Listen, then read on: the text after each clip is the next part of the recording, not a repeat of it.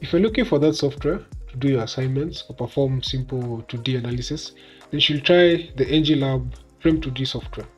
This is a statics analysis software useful for small projects and simple frames. What I like about it is its simplicity and ease of use. It comes in two versions, the light version and the paid version. Of course, the pro version is unlimited, and the light version allows a maximum of 3 sections, 3 materials, and 10 nodes. So I'll be using the light version to go through an example. So as you can see, the user interface is quite simple and to the point. There aren't many controls here and there. Then if you go to the model text menu, it's very simple and it coincides with just a typical workflow for design. So beginning with units, just set up the units for the work we're going to do. So I'll take default metric depending on the region I'm in. Just press OK. Go to model, materials. So I'll use concrete of class 25. The elastic modulus, I'll take it as 29.97. So I can add the unit weight, perhaps, but that is optional. I can decide not to add it also. But let me just add it, 2500. Then I add new, like that. Then I select, go to the sections. So I'm going to create 2 sections, just the beam, the column sections. So I'm going to name the first one the beam. Then I'm going to give the section properties. So to do that, just click on calculator and then specify the shape. So as you can see, there are a variety of shapes here. So I'll pick a rectangular bar. Then the dimensions of the bar, 300 by 600, a depth of 600, a width of 300. Then just clicking on this side shows me the other properties, the area, the moments of inertia for the different planes. So I want the stiffer plane to be the one in action, that is this one here. So I'll pick it, apply YY, like that. Then I click on add new. Do the same for a column section. Pick a square column, so I'll give it 350 millimeters, like that. You can also pick YY, then add new, then OK. Then now once that is done, now you have to begin now the modeling of the structure, the geometry of the structure. So there are 2 ways. You can decide to do it here using the nodes and elements options, or you can go to tools, just import a TXF file. In this case, I'm going to do it here. So I'm going to click on nodes, just create a simple frame. So perhaps I'll create a frame with some columns, then a beam. So I want the columns to be, perhaps when I'm doing something like moment distribution, I want the columns to be, rather the first node to be at 0, 0. As you can see, it's added there. Second node to be also at 0, but 1.75 meters. So I've assumed just half a column, the top, then another one, 0, then -2, assuming the first floor, the ground floor column is 4 meters, so I've taken half of it.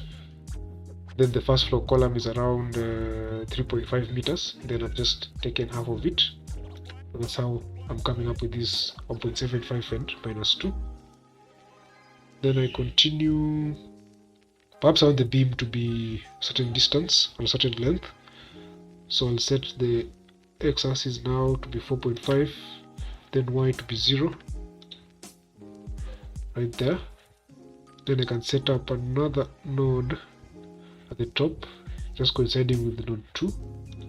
So I can say also 4.5, but then y is 2, not 2, but 1.75. Then I add it like that. Then another one at the bottom, so 4.5, then -2, then add. Okay, let me just bring it to focus so you can click on this zoom all. Yeah, like that. So these are the nodes, how they're arranged. So I can go ahead and create the elements, the beams and the columns. So beginning with the beam, as you can see, the beam is moving from node 1 to node 4. So I'm going to specify the material is C25, the section is the beam, then the node is node 1, the other node is node 4 on this side. Then just click on add new. So automatically it's been added. Let's continue with the others. So I want to add columns here with the rest. So I select the column. So the first one is from 1 to 2. Then the other one is from 1 to 3. This other side. That is from 4 to 5. The other one is from 4 to 6, like that. Then once you're done, click on OK. So I haven't added any support conditions. I'm going to go back to the nodes. Then just specify how the nodes are constrained. So the first node, we're going to constrain it. I'm going to leave it as a joint that can rotate. Then the joint at the top here, I'm going to make it a pin support. So this just means dx constrained and dy constrained. So it's constrained to the x and y direction, but I'm not going to constrain it here. So I'm allowing for rotation. Then I go to the third node at the bottom. I also constrain it. The fourth node, that is this one here, I'm allowing it to move. Go to the fifth node, I constrain it. Also the sixth node, I constrain it. Then I press OK. So now we've modeled the entire structure. Next up, we want to add the loads. So you can go to the tools menu still, or rather the model menu, or you can use these ones here. In fact, you can begin from here, just go all through. You can either add a nodal load, or you can add an elemental load. So I'm going to click on an elemental load here. Then I'm going to specify which element. So as you can see, there are labels here: element A, element B, element C. So I'm going to just load the beam here. So it's element A. So I can decide, is it a uniform load, a UDL, or a linearly varying load. Let me just be simple, pick a UDL. I'm going to take perhaps -50, then add, as you can see, automatically, then press OK. So now everything has been added. Now for this option for acceleration, this is the case where you want to add a self weight of the structure. So in this case, all these elements have been noted on this table. So I can just select all of them. If I want to add the self weight, then specify the gravitational acceleration and press OK. So as you can see, everything has been, there's a gravitational load added on this side here. So that's it. Now we want to run the analysis. Just click on this, and at the bottom it's telling you it has already been done. So you can check the validity by clicking on this. Just make sure all the equations of statics are coinciding or are equal to 0, as you can see. Now to check on the different actions or reactions within the structure, so you can start with the axial force diagram. Just check how it looks like. The figure shows like this. You can just click on this zoom all button, then it brings it all down. So this is how the axial load is distributed on the structure. Moving on, you have the shear force. Click on this, shows you. Then go to the moment. You can either click on this now, or you can just double click on the middlemost button, like that. So you can view how the moments are distributed. Then if you hover around the elements along their lengths, you can just see how the moments vary, or rather the values vary. This is the same for all these other ones. Then you can click on the deformation. You can just double click on the middlemost button. Then it will show you how it has deformed. You can even check the values for deformation along the lengths, like that. Then you can click on the free body diagram to just see how the reactions of the supports are. So as you can see here, it also shows you the moments you just hover around them, if you move around the elements, it shows you all the values, the axial load, the shear force, and the moments.